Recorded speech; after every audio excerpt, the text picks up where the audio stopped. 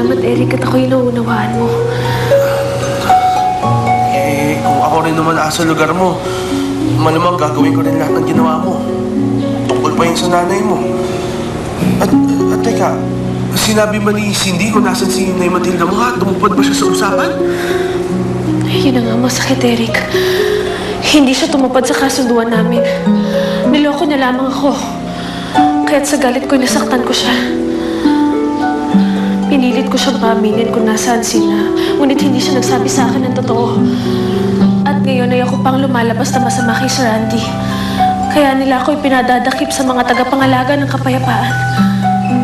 Pero huwag kang mag-alala, Grazilda. Lalagpasan din natin to.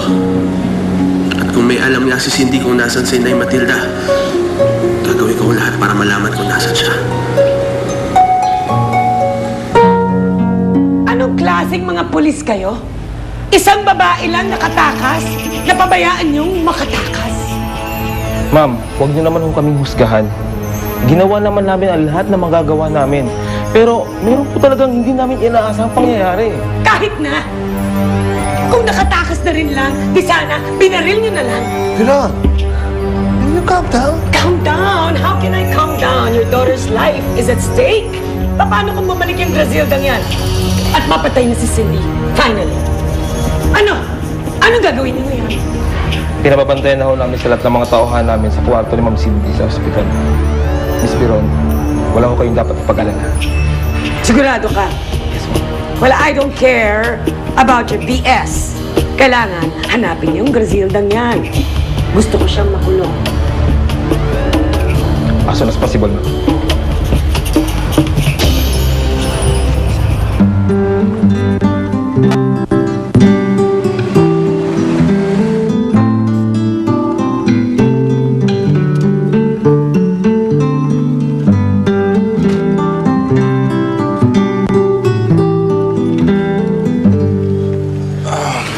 Dito muna tayo pansamantala magtatago, Grazilda.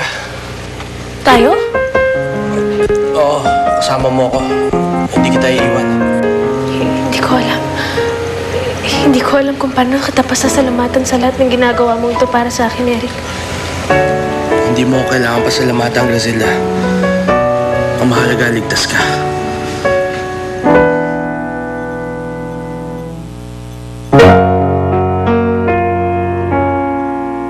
Tumayo ka dyan, may gusto ko mausap sa'yo.